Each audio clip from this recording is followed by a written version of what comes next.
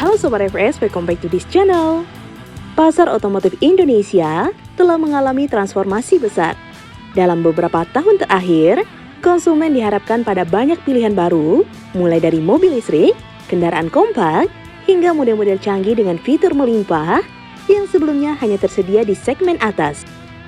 Salah satu pemicu perubahan ini adalah kehadiran merek-merek asal Cina yang datang dengan strategi agresif, harga terjangkau, fitur berlimpah, dan pendekatan langsung ke kebutuhan konsumen masa kini. Strategi ini tak bisa dianggap remeh. Dalam waktu singkat, mobil-mobil Cina berhasil mencuri perhatian, bahkan meraih penjualan signifikan di beberapa segmen.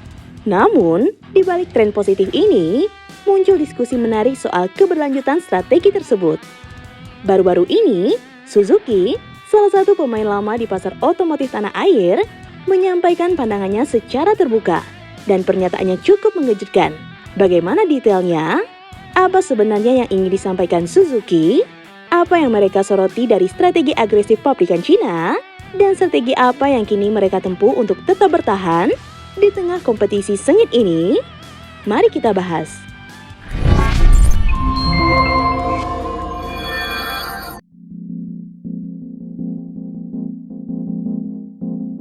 Di tengah hingar-bingar tren mobil murah, Suzuki sebagai salah satu pemain lama di Indonesia akhirnya buka suara. Dalam sebuah pernyataan yang cukup mengejutkan, Suzuki memberikan kritikan terbuka terhadap strategi banting harga yang dilakukan sebagian pabrikan.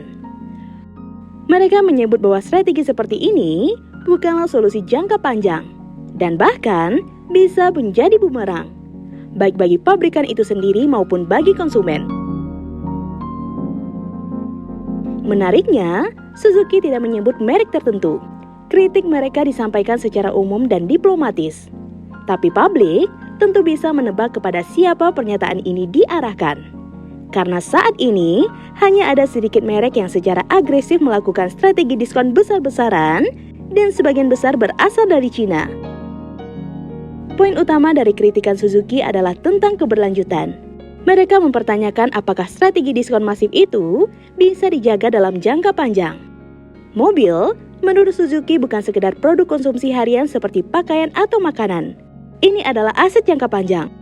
Orang membeli mobil bukan hanya untuk digunakan seminggu 2 minggu, tapi bisa bertahun-tahun.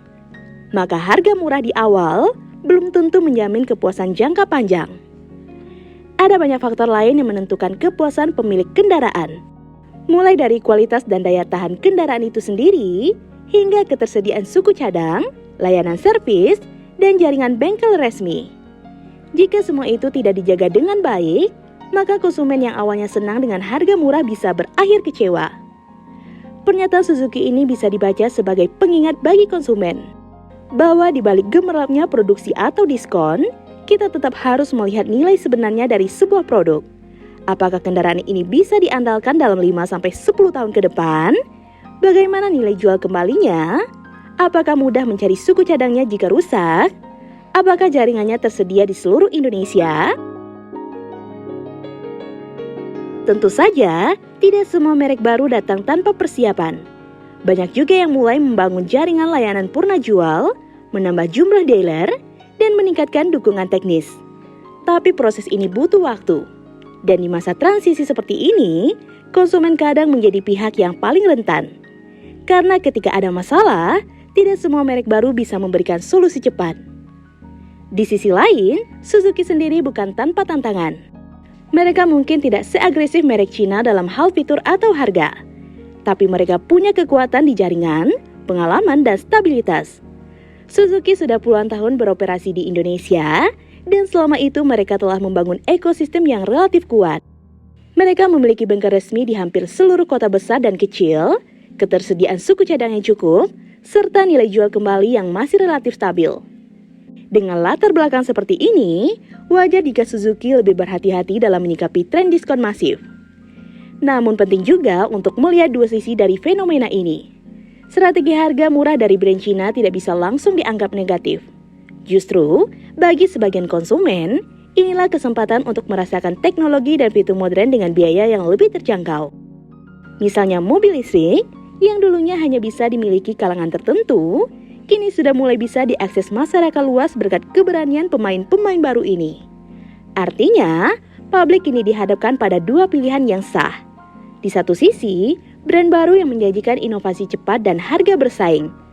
Di sisi lain, brand lama yang menawarkan stabilitas dan kepercayaan jangka panjang.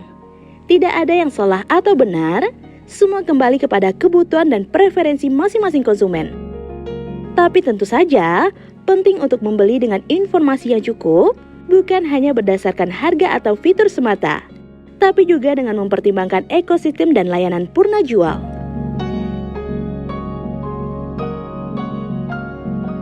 Di tengah semua ini, pernyataan Suzuki terasa penting bukan karena mereka sedang menyerang pesaing, tapi karena mereka sedang mencoba mengingatkan bahwa pasar yang sehat bukan hanya tentang siapa yang bisa menjual lebih banyak dalam waktu singkat, tapi siapa yang bisa membangun hubungan jangka panjang dengan konsumennya.